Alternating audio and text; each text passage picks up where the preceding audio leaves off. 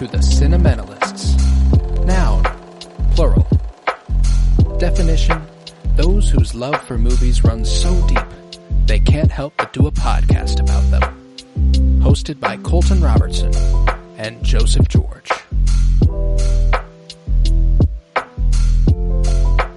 Hello everybody and welcome in to the Cinementalists, where today we are talking one of the most underrated science fiction thrillers of all time.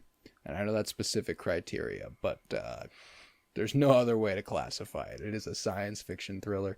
Deja Vu, originally released on November 22nd, 2006, written for the screen by Bill Marsili and Terry Rossio, directed by the late, great Tony Scott. I'm Colton Robertson. I'm joined by Joseph George. What's up, homie? Oh, what up, what up? Always a pleasure to be here. Oh, and it's always a pleasure to have you. Now, this was a rewatch for both of us. Mm-hmm. We looked back 4 days into the past, and we watched the movie for a second time. How'd you feel about your second viewing of Deja Vu? Well, I looked back to see when my first viewing was, and it's not 4 days, 6 hours, 420 ago. That's when I had my first viewing of this, and my review reflects that quite clearly. I think I went, I went quite down the theory rabbit hole a little bit, but this time a lot more tame of a normal viewing of the movie, I can't believe I forgot about this though, in between the first viewing and now, because I watch it and I added it to my quintessential Joe. That's Joe Core. That's Joe Core. Yeah, I need to rename that to Joe Core, and not quintessential Joe anymore. But yeah, I added it instantly. I'm like, why did I not add that before? Maybe that list didn't exist last year. Right. Whenever I watched it, and then two, it's like, I don't know. Maybe it is. It's Denzel, baby. Yeah, it's That's Denzel. Top 2 for you. Time-ish travel. Sci-fi. Maybe. I'd say it is time travel. Yeah, Yeah, I don't know. I know that the movie kind of makes the case that it is not literally time travel, but if you can travel into the perceived past, yes, yeah, spoilers, die, and it not affect the you that exists at that time, you've traveled in time, buddy. I don't know how to tell you. Something, yeah. The ending this time got me to think a little differently. I knew it was always good, and I knew I was barreling towards I'm it's just the tears that are just it's never a stream. It's just kind of this is just, it's so good. I'd but try. His body language or his facial acting at the end. Denzel's so fucking good. It almost gives me the impression that he knows that, though that interaction he had with her, that he was like, "Have I met you before?" Or he, playing that, he's teasing her a little bit. Yeah, that he fully knows, sort of thing. Because then at the very very end, he goes nah, or nah, yeah, and it might be initially he's getting when Deja I first Vu. Watched it, yeah. But when I first, I'm like, okay, it's Deja Vu, and he's like, no, it's too crazy to put into words. I'm just not going to speak it out. But or is it that it's better to keep the illusion alive? I don't know. He was about to tell her, no, I know, or I understand. I still have all those memories somehow. I wonder truly what version of him that is. That was, I never really thought about it that much. Which version shows up at the end of the movie? It could just be he actually escaped the water? Is that what you mean? No, the version that traveled back that then defused the bomb. Nah, he's dead. He blew up. Nah, he's gone. He didn't get out of the car, heal up, get all clean, and then be like, yo, what's up? No, so it is that version of him and that's what I love about the flat circle sort of vibe that we're rocking with. I I'm a sucker for it. Like the end of this movie rolls around, and she tests him. That little. What if you had to tell something the most important thing in the world, but they would never believe you? And him going, I'd try. Yeah. And then he just kind of looks up and he's like, Mm-hmm. no. Yeah, I fucking love that moment, dude. I love it. It's so good. And Tony Scott had the juice, the absolute juice. Not the only Denzel Tony Scott collaboration by a long shot. They also did Man on Fire, which was recently adapted into a Netflix series with Yahya Abdul-Mateen. They did Unstoppable. It was Chris Pine and Denzel Washington. That was Tony Scott's last feature film. I remember I saw that in theaters with a friend, and I was like, this is the coolest shit I've ever seen in my life. Like, when I was that little, I was like, unstoppable train gets stopped. Fuck yeah. It was awesome. But Denzel, he's so charming. He's so effortless, like there's just so much ease in the way he performs. And one of my favorite things about this character and his performance of it is just the way he says his name. Doug Carlin. Because one of the greatest comedians of all time is George Carlin. And his last name is Carlin, and everyone says Carlin. Like that's how they say it. And then he comes on screen and goes, I'm Doug Carlin. And like there's an emphasis on the Lin that I really love. And I don't know why. It tickles my brain in a very specific way. And it's so Denzel also. God, I love him. I don't know why he's always a badass in whatever he's doing. Like, maybe that's just the movies I've seen him in, but like he's always the resident expert or the person who just will know everything. Like when he walks up to Val Kilmer and the surrounding kind of force they have, and he's like, oh yeah, so I went to the autopsy, I found this, blah blah blah, found this girl, not actually an explosion, she was dead before, gotta track that guy, find the killer, we find the bomb, also it's a red tan Bronco likely, and like just listed all the things that they were going to find. Like he's always that archetype for me, or like he's just the guy, I feel like. And maybe that's like Book of Eli was young and he's the guy in there. Equalizer, he's the guy.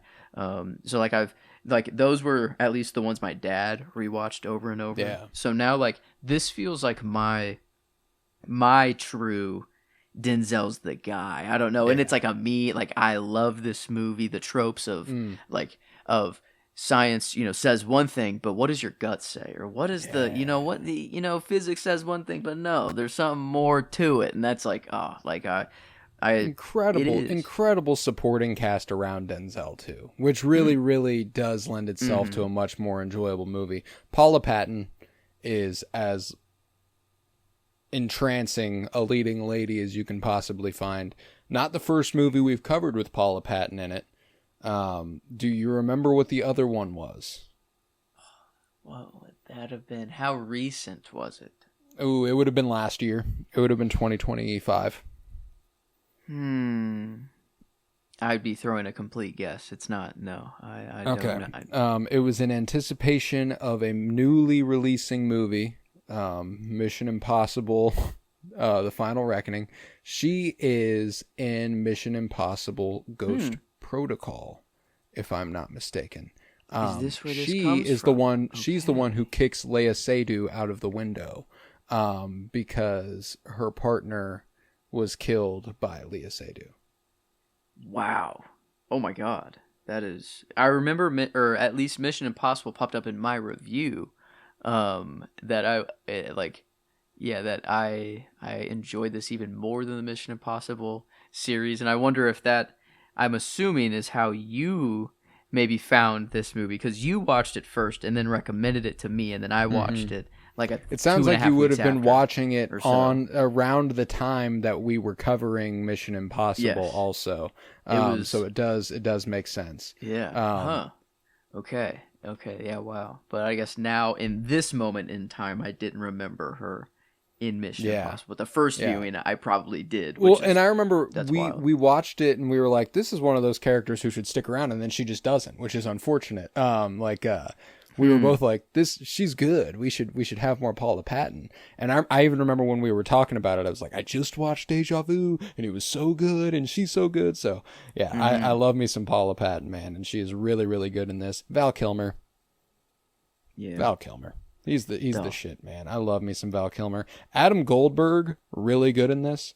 Denny, the one who's like, don't tell anybody, but I believe in God. You know. Yeah. Oh man. Yeah. The side that we got whole Foggy, that whole Foggy crew. Nelson Yeah, up Foggy in there. Nelson, Eldon Henson, Erica Alexander. That whole little crew that they all have to roll together with is really, really engrossing, and I really appreciate it. There's a really, really young actress in this movie who I have grown to really appreciate as she grows up. The little girl that Paula Patton babysits. Oh, okay. I'm like, what is little girl played or what? is What played by child is in here? played by Elle Fanning, who was just nominated for an Oscar last year for Sentimental Value. Fanning? What the Yeah, heck? That is and so her older weird. sister Dakota Fanning stars opposite Denzel in Man on Fire, the Tony Scott Denzel Washington collaboration immediately preceding this. So they do have a familial history there. That's probably why Elle Fanning is in this movie. Wow. Okay. It just trickles down. I would have never. Okay, I'm like at first. I'm like kid. There's not a kid in this movie. I'm like hardly. And I'm like, one of the babies on the ferry at like the beginning, or like when it's just. I love that like that is the first 3 minutes before the ferry explodes. It's just like, all right, let's make you feel as bad as possible when this ferry explodes. Let's just show everyone having a good time. Just make sure you know everybody. Everybody's singing. Happy. Yeah. Baby, grandfather holding their baby, just, having... Nothing could be better. Boom! And then just explosion out of nowhere. Brutal. And it's like, okay. And yeah, I would say, like, up until the first hour, whenever Denzel points the laser at the, and then gets her to look at it, from that moment on, it's absolute edge. Like, I'm locked in, and it's just, it is all, like, it doesn't It does require a lot of setup in that first act. And I mean, like... Before that, it is just kind of it takes the tone of a noir, a post 9/11 noir. Like it's about the surveillance state and about how terrorism is a threat in our nation and all that good stuff, and how we are over surveilling to overcompensate for the events of 9/11. And the way that it blends like the noir aspects of, I'm trying to think of the movie Laura. I've referenced this to you before. It's a movie called Laura, where a detective falls in love with a murder victim by investigating the murder. Falls head over heels with this woman. The more he learns about her, the more infatuated he becomes, and the more he becomes invested in the investigation. And I think I brought this up as it pertains to Twin Peaks. Also, specifically, which I think that there's, this is sci-fi, but this is I think there's a little bit more Twin Peaks here than, once you've watched Twin Peaks, there's Twin Peaks and everything. But that is kind of the root of that for me, is that noir thing where detective falls in love with the helpless little lady who it's too late to save, and this movie's like, but what if it wasn't too late to save her, dude?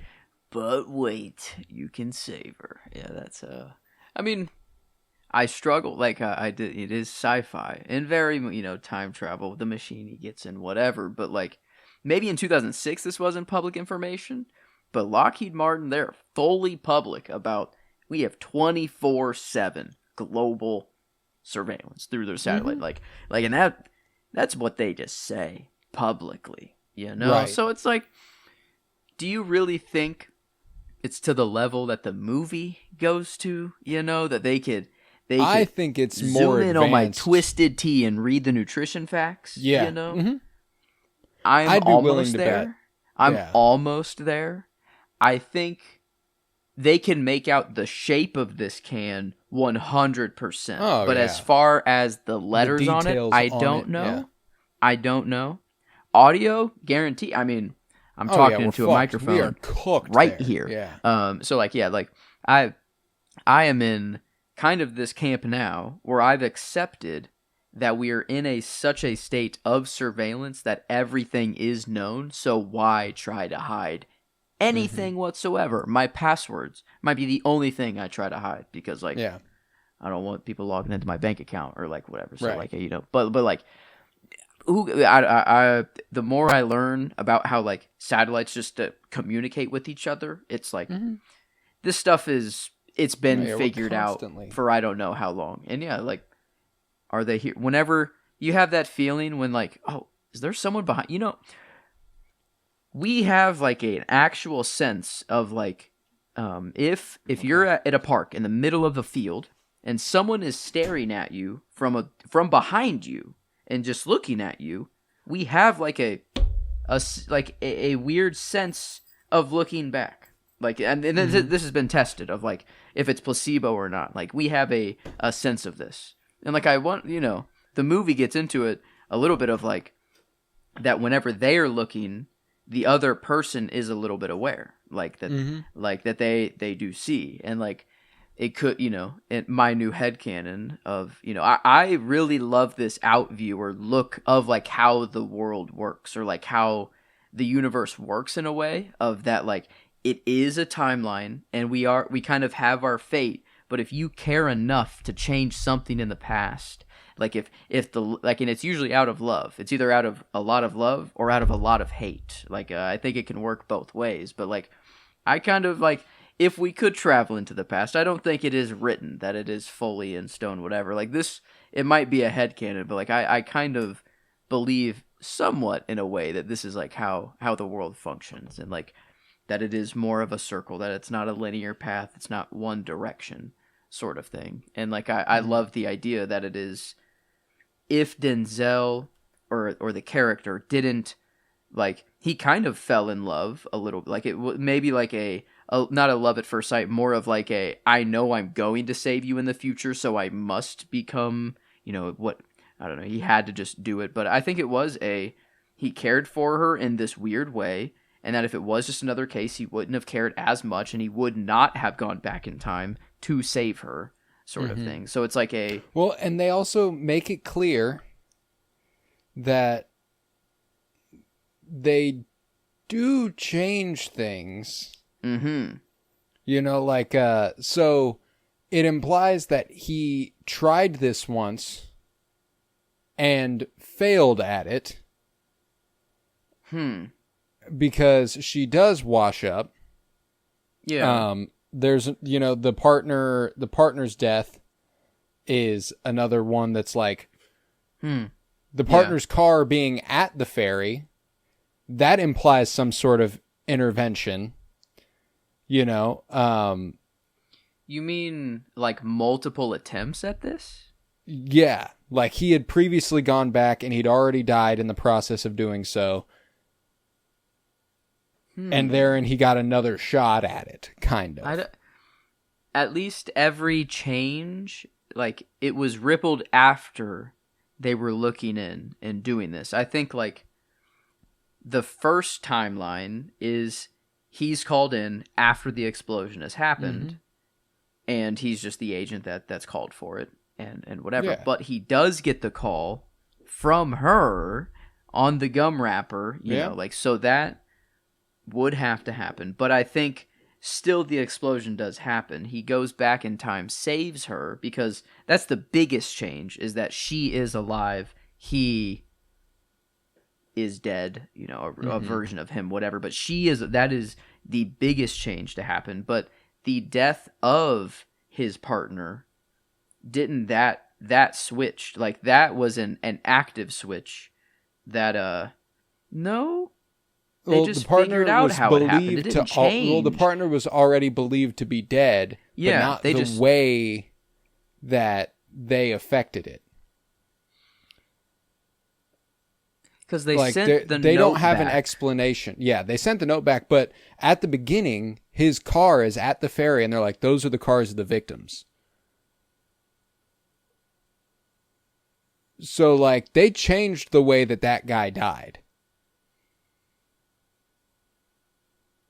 And then Denzel does make it clear thereafter. He's like, by changing something, we didn't change shit because now he's got blood in that car and he can't use it. So now he's got to go kidnap. So they kind of show that they show that the river corrects itself. It goes right around the rock and it continues streaming in the same direction. You know what I'm saying? Like they threw something into the river, something changed, but it didn't change the grand scope of things, which is why I think that there's also, well, it's not changing the thing that they're seeking to change. Yes. Like, maybe he would like a world where he could save his partner and and everyone, at the same time.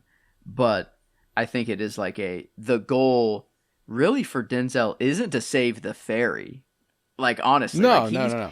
He I think it is it's a win-win saving situation. her saves the fairy. Yeah. Like, I think. So it's like if I do one, it does the other. But like, if he could choose one, I don't know. Like, he might choose her over the fairy, which that's the one part of the story that feels like maybe there could have been more written into it, but I don't know how you do it. Is like their love story, if you even want to call it that. I think it is just they're like so connected, or like that. Yeah. That in flip inverses of each other at times, and then it's like.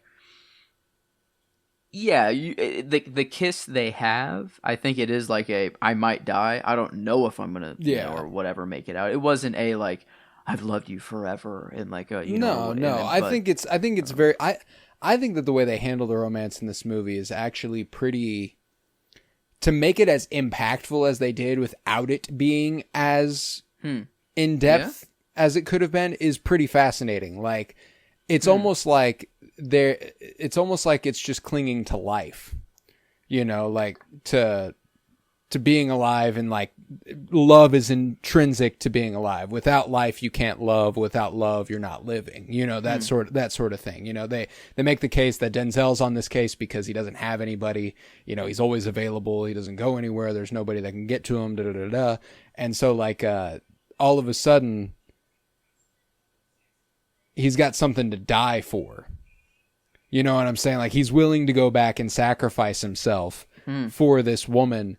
And not just because he's infatuated with her or anything like that, but because she was a living, breathing person and she's worth saving, and he has the means to do it.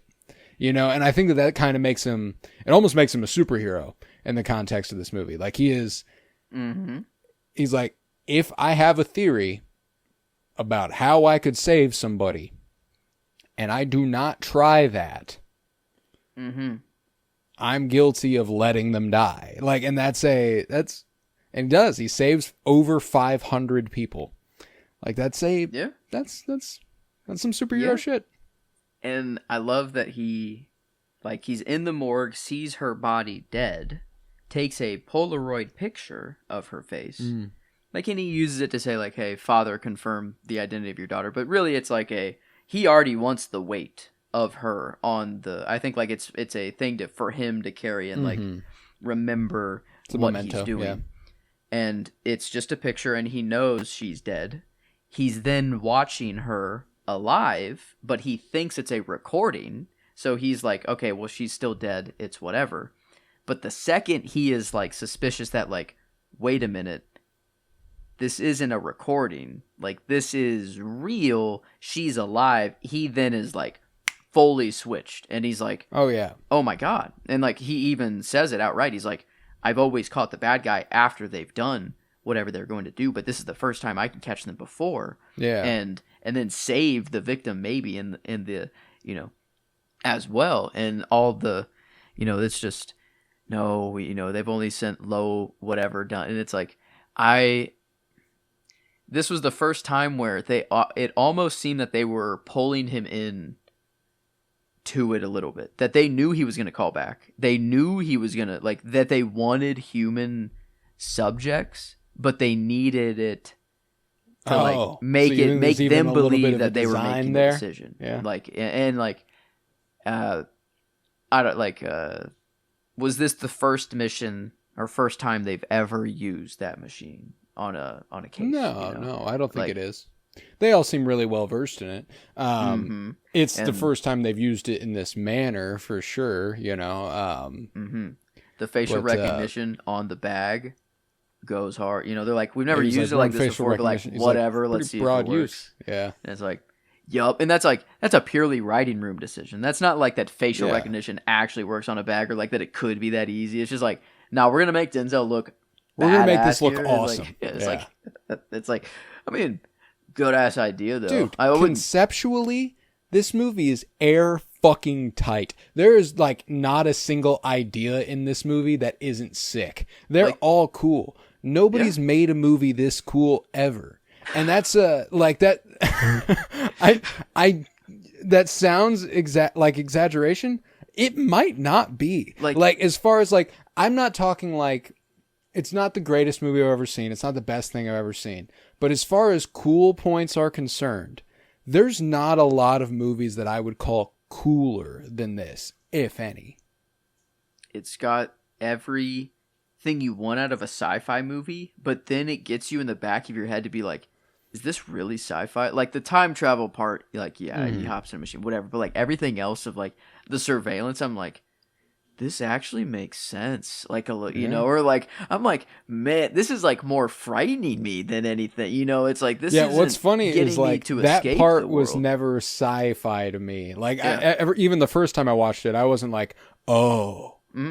They've got this kind of tech. Like, yeah, of course they've got this kind of tech. You know, like that was kind of like 6. Yeah. Now 20 years. They don't have this exact kind of tech where they're literally looking at a live feed of the past. You know, you're not stapled into the 4 hours 6 or 4 days 6 hours. It's you can just choose. It's just whenever you want.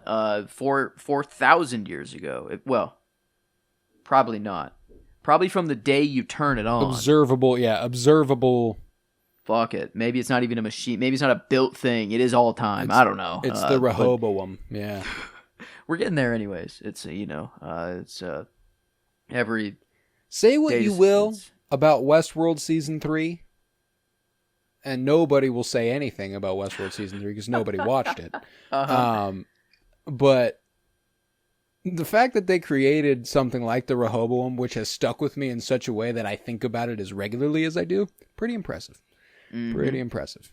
I did just totally, through legal manners, download every episode of Westworld in Blu-ray. Huge news. I mean, like, and the restraint I have of not just pulling trick, because when I watched the first episode, it's over. I will watch. I can't. But it is available in means.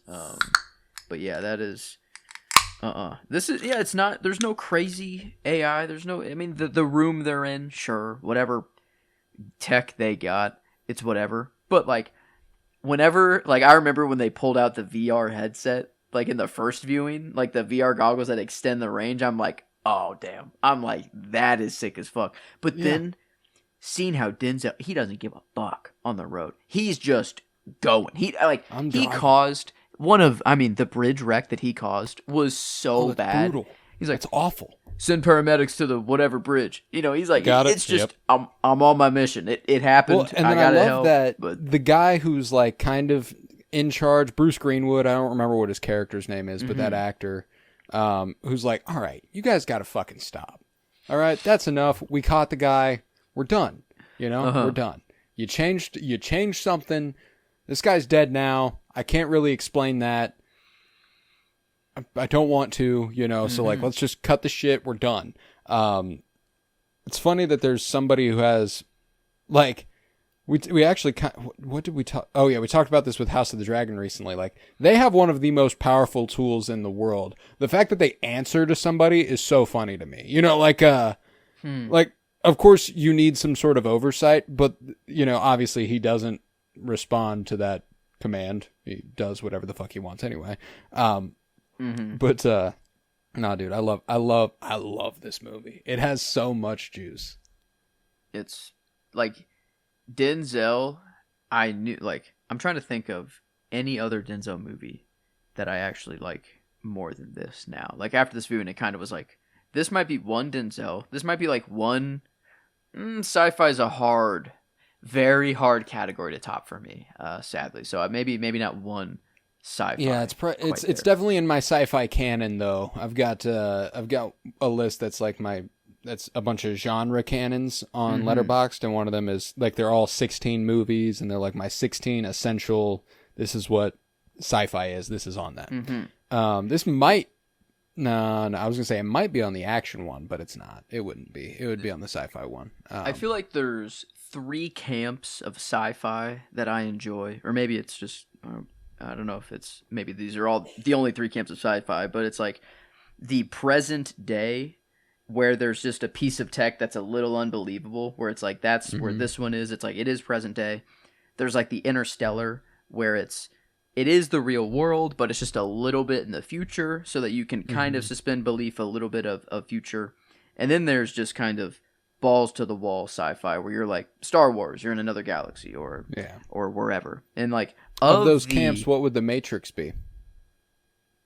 Fuck. All of them. Right? I was like, it's a little bit of everything there. Wow. And maybe that's why. I mean, yeah, Matrix is up. That this does not beat the Matrix, I don't think. No. A more rewatchable movie than the Matrix?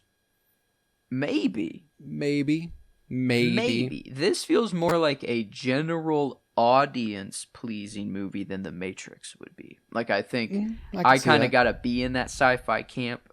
A little like it is much more sci-fi. This is a science fiction movie disguised as an action thriller. Yeah. And that makes it really palatable, where The Matrix is a action movie disguised as a really science fiction movie. You know what I'm saying? That's true. Yeah. The whole point of The Matrix is the sci-fi of it, is like that they are in a simulation, but the sci-fi is like, it's just the MacGuffin kind of them. It's just like a don't think about it. It is just we have it. And even Denzel is like, don't talk science to me. Just how does it work? Or like I know how I don't know how a cell phone works. I know how to use it. You know. And he's like, he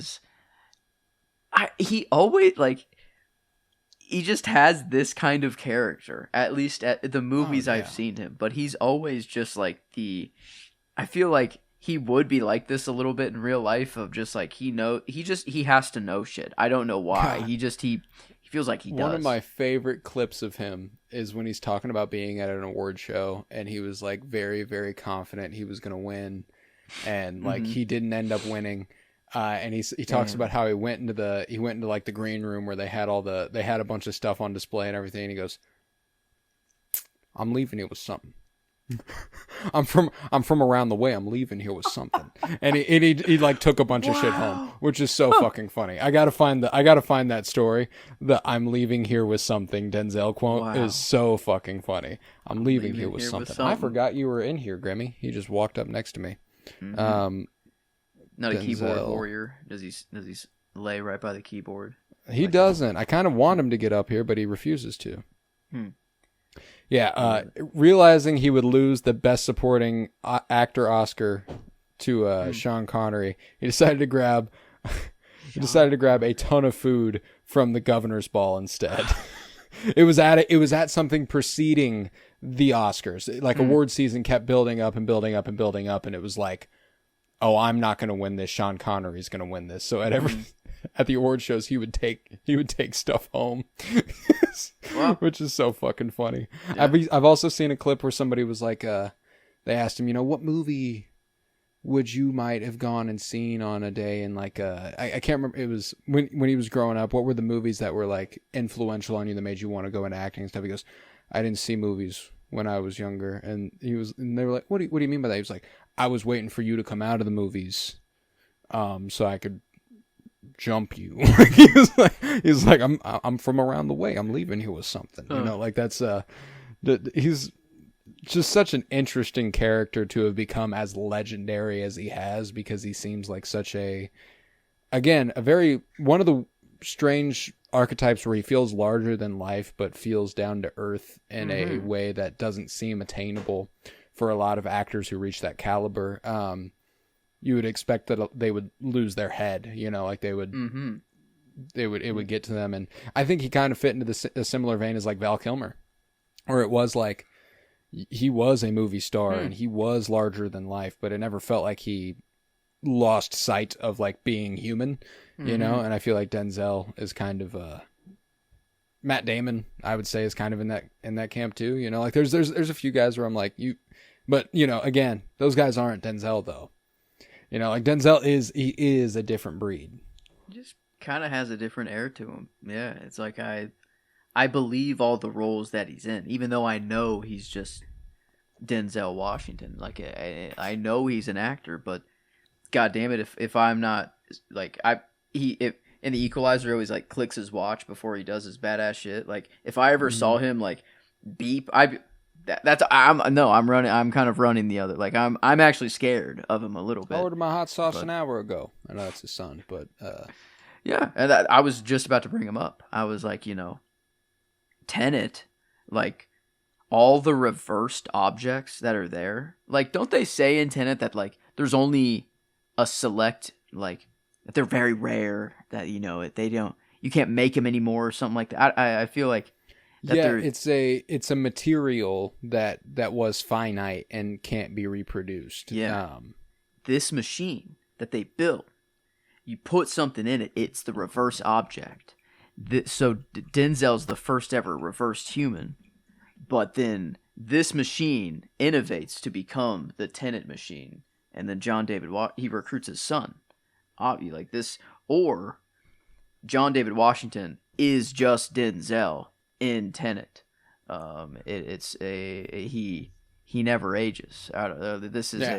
The movies are connected, is what I'm trying to say. I mean, like they would be a wonderful double feature, and they would kind of go hand in hand. Like there is a little bit of that same, you know, that line that Robert Pattinson delivers in Tenet. What happens happened, and the stuff that nerd says whenever he goes, you know, it happened, it is happening, it will always be happening, da, da, da, da. Like that is the same sentiment as what Robert Pattinson is saying in Tenet. And Tenet doesn't have the same conclusion this does.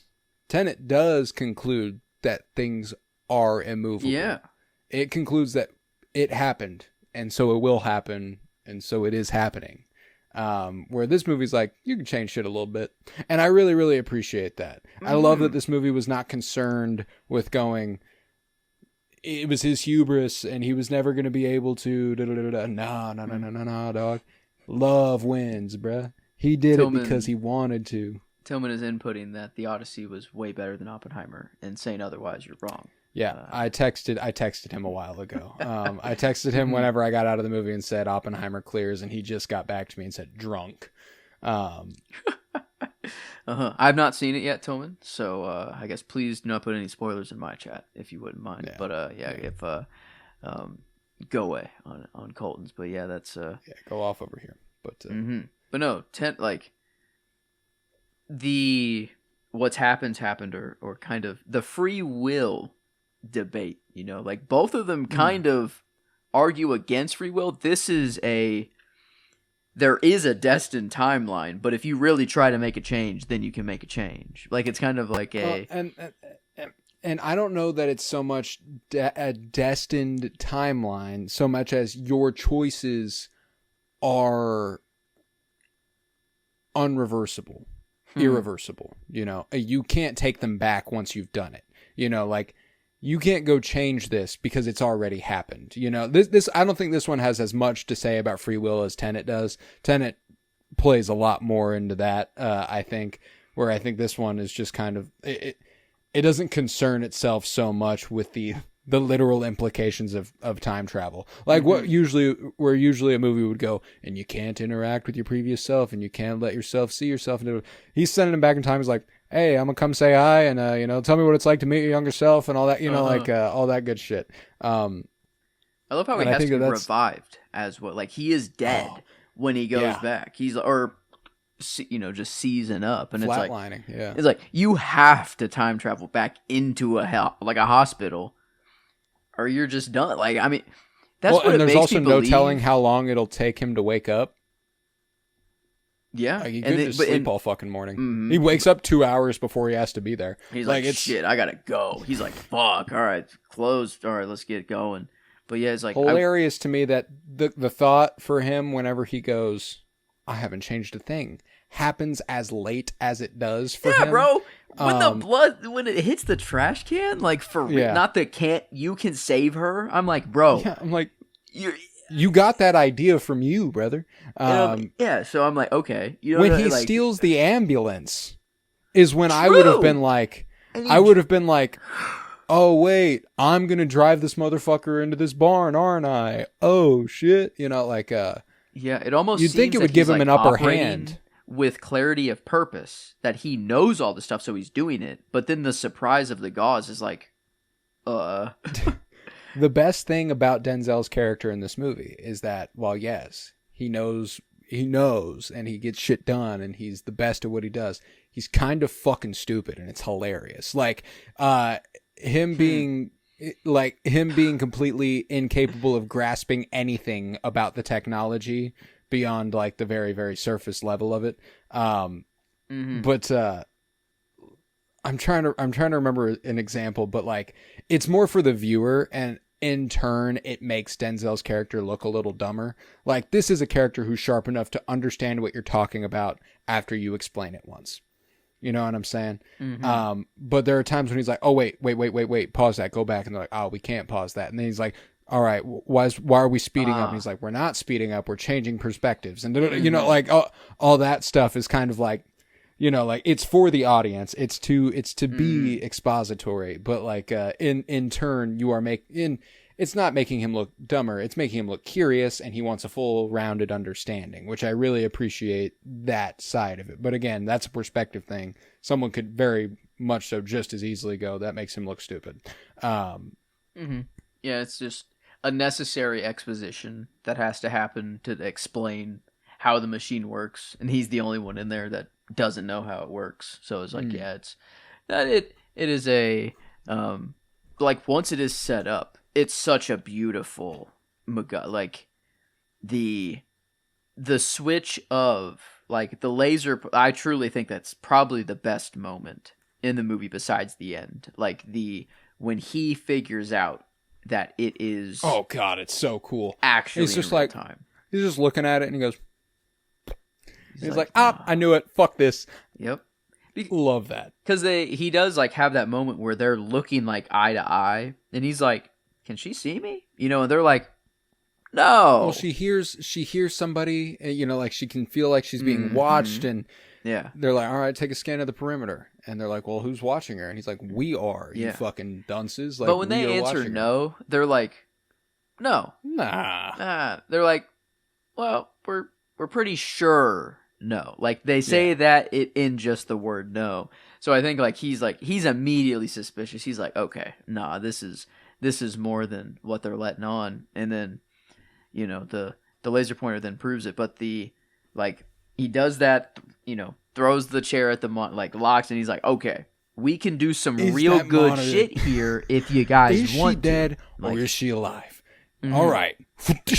That monitor, it's dead. It is no more, you know. I guess being limited to 4 hours or 4 days and 6 hours is kind of like, well, that does limit you to current crimes. Like you can't oh, well, let's just fix 9/11 before 9/11 happens. Let's prevent Abraham Lincoln's assassination. Like Hitler, you can't, you know, it's so that's a nice it's just, you know, compute power. It's 4 days, whatever. But then it's like, if compute power gets better, then that gap is only shorter. It's actually kind of nice to have like the 4 days, you know, so you can kind of like plan. I imagine that if the gap gets shorter, it also means you can extend it though. Like you can take as much time as you need to. True. So what? That's just the fastest they've got it at this point, or yeah, I want like probably. Well, and they were like, we figured this out by accident. It sounds like they haven't tried to improve the technology at all because they're afraid of what they would do if they try to. You know, they're like, this is what we got. It's a lot better than we ever thought we were going to be able to get. So we're going to take it, and it's cool, you know? And then they send him back, and I imagine they're going to be like, let's cook, you know? It's time for Tenet. It's time to Yeah. build the revolving door machine that you can walk Mhm. into and just go. So it's like, I mean, a pretty good through line. I think I might have to watch Tenet tonight. I do have a very nice IMAX 4K copy ready to go, so that will be. Yeah, So it's do like I. it's gonna be like I watched Mandalorian and Grogu in IMAX at home somehow, which is like feels a little weird, but it's so, oh my god, like Nolan, yeah, you'd hate me. I'm sorry, I'm not going to the theater, but at least I'm not watching on my phone or a laptop. Like it is the biggest I can get it, but like Yeah. I've watched three movies yesterday or four. I don't even know. I've just been like kind of cranking through my favorites, like Interstellar, Batman. I watched Mando and Grogu just because, like, oh, I've seen that recently. Let me just put a Star Wars movie on, and I just did that one. And then, like, this one was going to be my next, like, guilty pleasure kind of movie. Or on Letterboxd, I've been having this chain of saying I have guilty I pleasure saw 1, you guilty watch pleasure Tron 2. Legacy. Yeah. Yes. Oh, that was the first. Was that the first? I think Tron, yeah. Tron might have been the first, then Interstellar, and then it just kind of cascaded. And this, like, it fits that bill of, like, damn, next time I need, or I don't know, I hope I don't move soon, because, man, I'm finally glad I'm not doing those activities really anymore. But, like, it was so nice to throw a movie on the background, do stuff in the kitchen, and just, like, and then I'd plant on the couch 20 minutes into every movie and then just complete the movie. I'd get 20 minutes of work done and then I'm done. And this one, I sat down to actually watch it because I knew I'd be recording on it afterwards. But, like, I think it would fall into that vein of, like, the second he does the laser pointer on screen, then it's like, okay, well, yeah, no work is getting done now. Yeah. But, yeah, so, and this is I'm like, Book of Eli was my favorite Denzel movie at one point, but that is a very long time ago. I'm just trying to, like... Malcolm X might be the only competition for me here. This one's just got the sci-fi angle for me. It's got the sauce. Yeah, it's got the sauce. It's cool. A Man on Fire is also really good. You should absolutely watch that if you haven't yet. I have It's not quite this. It's not quite this, but it is. It's still really, really awesome. I'm trying to think of some other Denzel. Bone Collector. That one's, yeah, with Angelina Jolie. That's Training Day. Training Day is a good one. But yeah. It's. I mean, that's got maybe my favorite Denzel monologue of all time. King Kong ain't got shit on me. He's got some classics, or like very well. Like, this is Book of Eli. I think was kind of a lesser known Denzel movie. I think this is lesser known than Book of Eli somehow, which is probably definitely for people our age. American Gangster, that's a good one. That, I mean, damn, Frank. Yeah, actually, okay, that's a pretty damn good movie. $10,000 alpaca, or what is the? That's $50,000 alpaca. Oh man, but no, you blot that shit. Yeah, blot. That's what it would. Thank you. Blot that shit. I'm like, there's something more to that line than what I was leaving on. Okay, but yeah, no, I'm just going through his filmography. Like, yeah, he's got some damn awesome movies that I do love, but this is the most well-rounded, like, my favorite Denzel. That nothing I love does, that. I love does that. touch it. Yeah, no. But... Yeah, and that's what's cool about it, is that it is as like intricate and expository, and as much as it has to explain to you, it's a pretty simple movie. You know? Mm-hmm. Guy investigates crime, falls in love with victim, does everything he can to save victim, saves the world, end of movie, good day.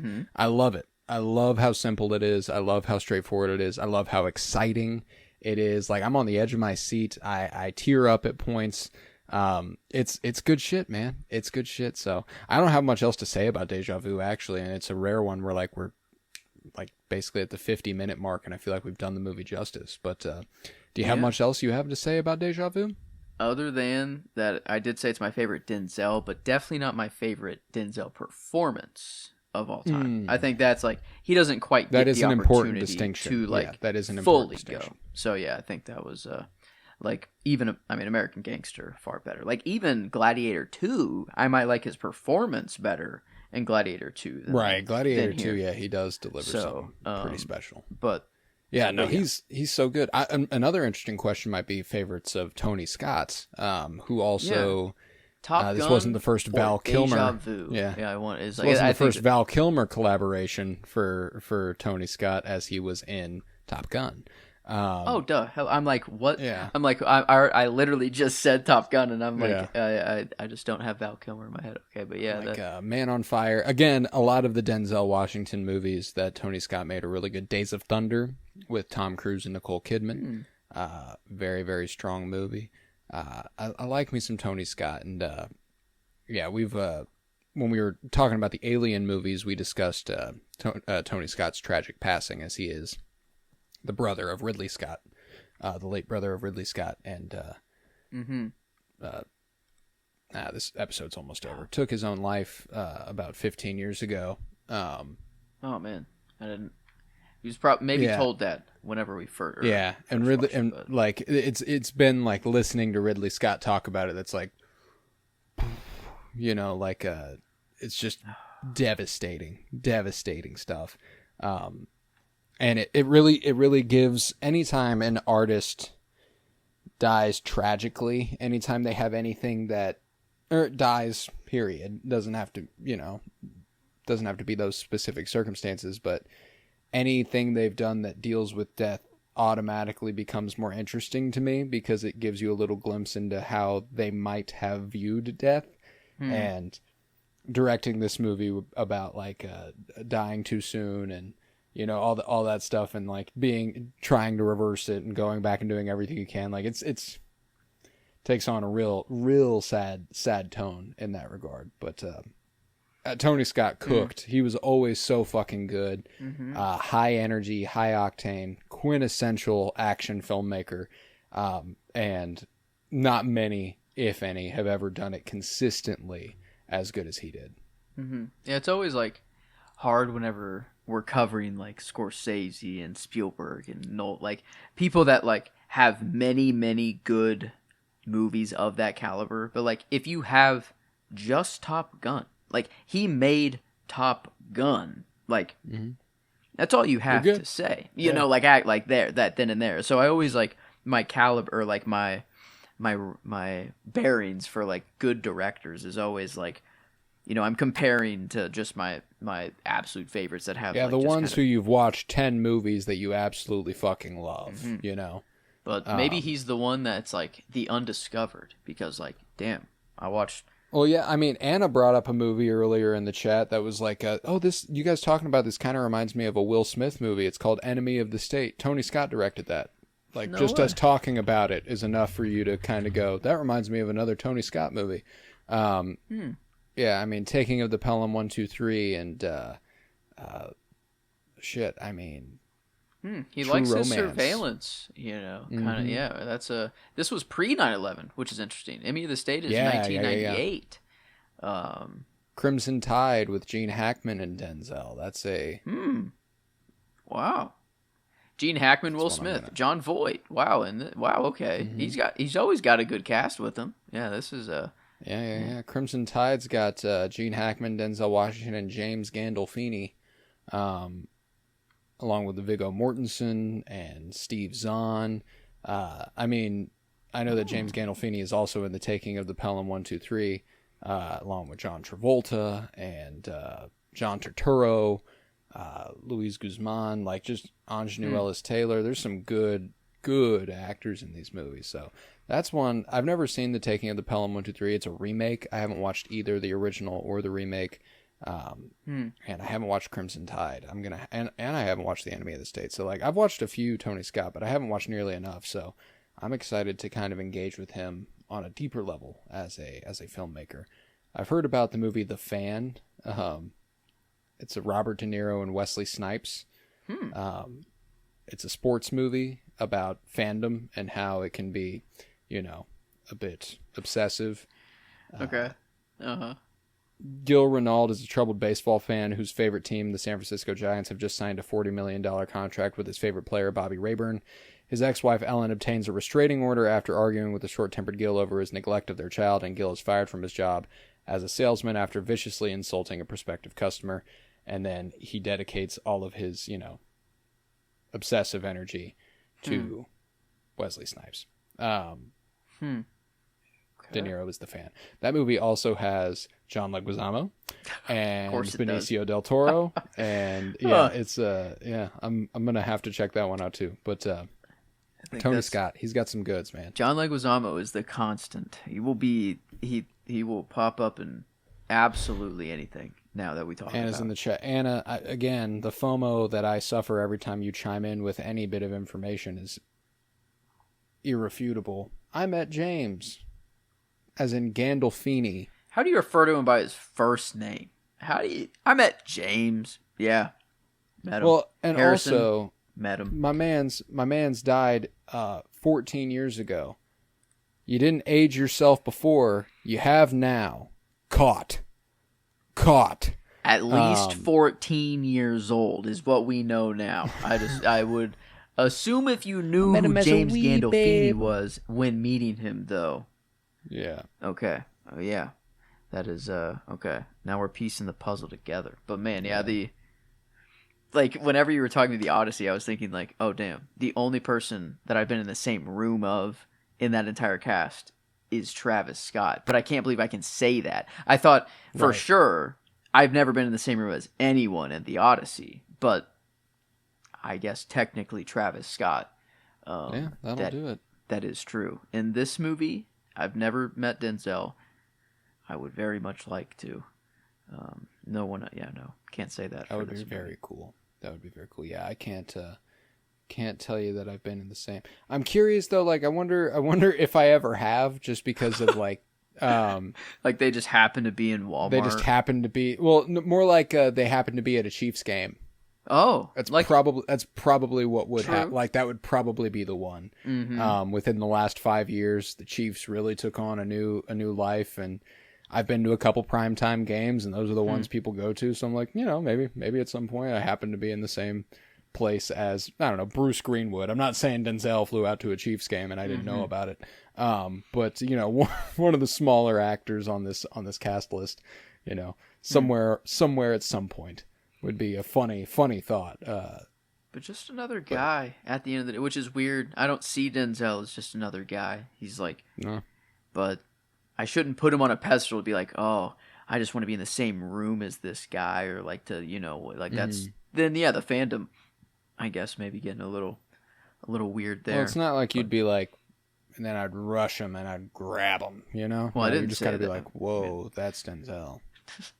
I would likely rush him. I mean, the only, I guess, I'm thinking about it. If there was a situation where like he was walking and like I don't ever want to like bother a celebrity or someone if they're just on their normal life, whatever. But it's kind of like, that's why they get paid millions of dollars a little bit. So like, I don't feel too bad for it, but like Denzel might be the one where I'm like, I have to drop that principle.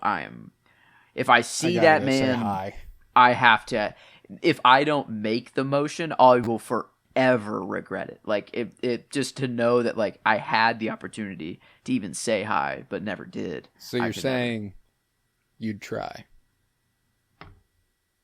Damn. Maybe that's what I say to him. What if you had to tell someone the most impossible thing ever?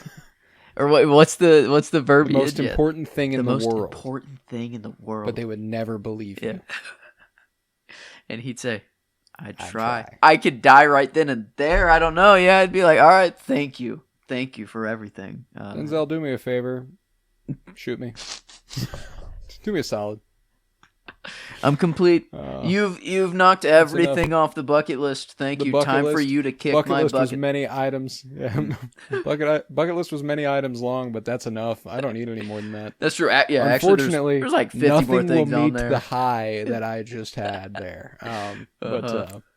Nah, man. Very, very good movie. I love me some Deja Vu. I love me some Denzel Washington, and I think with that we can conclude this episode of the Cinementalists. I'm going to do some plugs, and then we're going to rate this movie, and then we'll get out of here. But we are also currently doing Geek With Me, where right now we are covering House of the Dragon Season 3. This week is Season 3, Episode 6. On Sunday night, we will be live on TikTok, as we are right now. After the episode airs, we get on the microphones, we get on TikTok Live, we talk through it, and then our episode is available on Monday morning. If you're into House of the Dragon, you should absolutely check that out. You probably won't be disappointed. I don't know. Maybe you will be. I don't know what you're into. But we've also got Lanterns coming up after House of the Dragon, and we're going to continue those Sunday night streams with that show as well. So I'm very excited. In the meantime, we are concluding this month with The Nice Guys, and we'll be joined by our friend Kyler Barnett for that. Logistically, I don't think we'll be able to do a TikTok live for that. I think that we will have to revert to previous ways for at least one episode. They don't let you do more than 2. That's kind of wild. I think they do, but I'm more concerned with the just. We haven't had a guest in a while. I'd like to make it as simple as possible and try to. This is fair. We could try it. We could see. Let's see. Could I invite somebody else? Looks like I could. So I guess maybe I'll tell him to go live. To put that upon him, I guess, is also one thing. Like, hey, do you want to also go live on TikTok Live? Might be, a thing. Well, because the other thing I'm thinking is that we did Discord with him. True. And I don't know that we've recorded an episode with him since we started doing localized recordings. Yeah, I don't think we have. So he's actually got it the worst of any like that. That's harder to get Discord. I feel like most people don't have Discord, but everyone's kind of got this. This is cake. If he does this and fucking voice memos, we're fine. But that's. But yeah, I'll talk to him about it and get it ironed out because I have not talked to him about it since he committed to it. So. Now we're like a week away and everything piled up very fast. But so The Nice Guys next week. 2016, Ryan Gosling, Russell Crowe, very young Margaret Qualley. Very fun movie. I'm very excited to revisit that. And definitely, while this one is a happy movie, that one is just a fucking breeze. It's a comedy. We haven't had one of those in a second, and I'm very excited. So The Nice Guys next week. And then after that, August, we're back to some old fun traditions. August is going to be a Cinema Surprise, baby. August and September, we're doing season 3 of Cinema Surprise. And I cannot wait where we go back and forth surprising each other with what we're going to do. I had an idea for the new season of Cinema Surprise. Just a little twist on it. Which is that we find something. It can be as obvious or small and innocuous as you possibly want, but something that ties all your movies together. Ooh. And then at the end of we could guess as we're going and then submit a final guess in the last episode that we have. And it's that's what we're doing. Yes. I think that'd be fun. Yeah. Find something completely as small or as massive and obvious as you want, but something that ties them together. It's this actor in the same movie. It could be. Okay. It could be. Or but they show, I don't know, a Coke can. Is that too small, or No, that's the kind of shit I'm talking about. Okay. Another point of the Cinema Surprise that we've always done is that we don't want it to be too themed, that we want it to be a surprise, So I'm not saying and again, you can if you want to. You could go, oh, they're all horror movies. But I know you and you know me. Neither of us is going to just go, isn't it obvious? No, it's, I'm going to find something very fun and very small. And we have to try to pick it out. But I think that's a fun way to do the Cinema Surprise this year. We've done it every year this will be the 3rd year, so that's pretty cool.